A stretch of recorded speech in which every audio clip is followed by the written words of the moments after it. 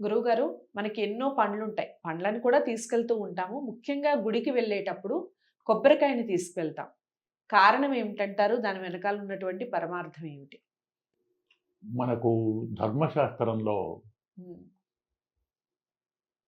శరీరానికి, ఆత్మకు, మనస్సుకు, బుద్ధికి ప్రతిరూపం కొబ్బరికాయ. హుహు. కొబ్బరికాయకు అంటే సైంటిఫిక్‌గా చెప్తున్నాను. హ్మ్. పైన పీచు ఉంటుంది. హ్మ్. అది తీసేస్తే టెంకె ఉంటుంది. హ్మ్. అది తీసేసి పగలగొడితే లోపల నీరు ఉంటుంది. హ్మ్. నీరు పక్కన పోస్తే కొబ్బరి ఉంటుంది. హ్మ్. ఈ పదార్థాలలో పనికి రానిదేదీ లేదు. హ్మ్. పండ్లున్నాయి. అరటిపండు తొక్క పారేయాలి. అవును. దానిమ్మ పండు తొక్క పారేయాలి. హ్మ్. హ్మ్. కమలాఫలం పారేయాలి. కొన్ని పండ్లను లోపలున్నది తినాలి. అవును. కొన్ని పళ్ళను బయట ఉన్నది తినాలి. హ్మ్. అంటే పారేసేది ఎక్కువ, తినేది తినేది తక్కువ. తక్కువ. హ్మ్. హ్మ్. అంటే వాడేది తక్కువ. కొబ్బరికాయలో అన్నీ వాడతారు. హ్మ్. కొబ్బరి పీచును తాడు చేస్తారు. హ్మ్. కొబ్బరి పీచును ఇప్పుడు సంచులు చేస్తున్నారు. హ్మ్. కొబ్బరి పీచును చాపలు చేస్తారు. హ్మ్. కొబ్బరి పీచును బుట్టలు అల్లుతున్నారు. హ్మ్. అలాగే కొబ్బరి టెంకె ఉంటుంది కదా! హ్మ్. దానితో గిన్నెలు, పళ్ళాలు, తినుబండాలు, ప్లేట్లు తయారు చేస్తున్నారు. హ్మ్. కొబ్బరితో సన్యాసులకు పాత్రలు, కమండలం లాంటివి చేస్తున్నారు. హ్మ్. కొబ్బరి టెంకలు ఒక 100, 200 కలిపి ఒక చోట చేసి పెద్ద దండం చేసి గుడిసె చేస్తున్నారు. హ్మ్. ఇది కొబ్బరి నీళ్లు తాగుతాం, కొబ్బరి తింటాం. ప్రపంచంలో ఏ పదార్థము సంపూర్ణంగా పనికొచ్చేవి రెండే. హ్మ్. ఒకటి కొబ్బరి, రెండోది అరటి. హ్మ్. అరటి మొత్తం వాడతాం. హ్మ్.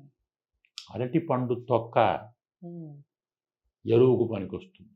హ్మ్. అరటి మోదె అంటారు, లోపల ఉంటుంది. హ్మ్. దాన్ని కూర చేసుకుంటాం.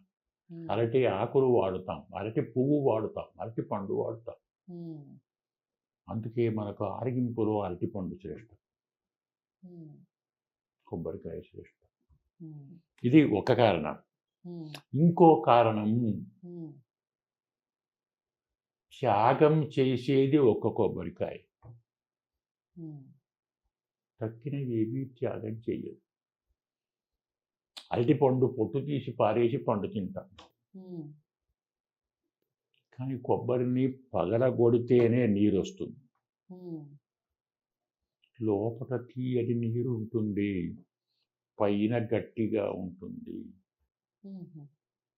మనము కూడా లోపల కమ్మని తీయని చక్కని మనసు ఉంటుంది, హ్మ్.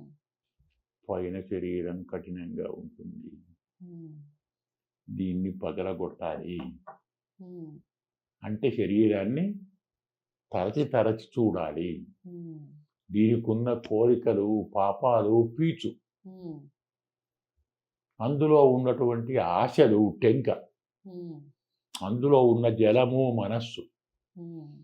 అందులో ఉన్న కొబ్బరి బుద్ధి. ఇలా హ్మ్. మనం మన శరీరాన్ని, మన మనస్సును, మన బుద్ధిని, మన ఆత్మను, మన భక్తిని, మన భావాన్ని పరమాత్మకు అర్పించాలి.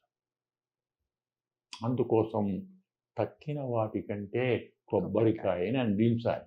హ్మ్. అందులో ఇంకోటి, హ్మ్. కొబ్బరికాయకు 3 కన్నులుంటాయి. హ్మ్.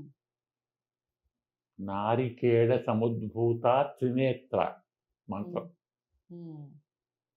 మనకు కూడా 3 కన్నులున్నాయి. హ్మ్. కనపడే కనులు 2, కనపడని కన్ను ఒకటి. హ్మ్.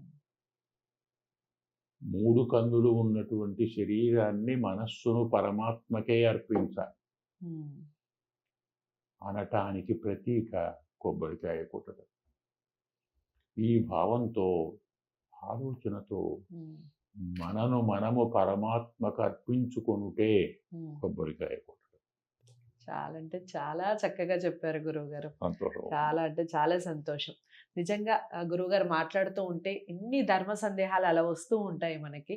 దీని వెనకాల ఉన్నటువంటి అంతరార్థం ఏమిటి తెలుసుకోవాలన్న కుతూహలం ఉంటుంది. అలాంటిది ఏది ఉన్నా మీరు కామెంట్ బాక్స్‌లో తెలియచేయండి. తదుపరి ఎపిసోడ్‌లో ఖచ్చితంగా దానికి సంబంధించిన ప్రశ్నలు అడగడం జరుగుతుంది. ఇక ఈ వీడియోని లైక్ చేసి అందరికీ షేర్ చేయండి. గురువుగారిని కలవాలి అనుకుంటే స్క్రీన్ మీద కనపడే నెంబర్‌కి కాల్ చేయండి. ఛానల్‌ని సబ్స్క్రైబ్ చేసుకోవడం మర్చిపోవద్దు. మరో మంచి అంశంతో మళ్ళీ కలుద్దాం. నమస్తే.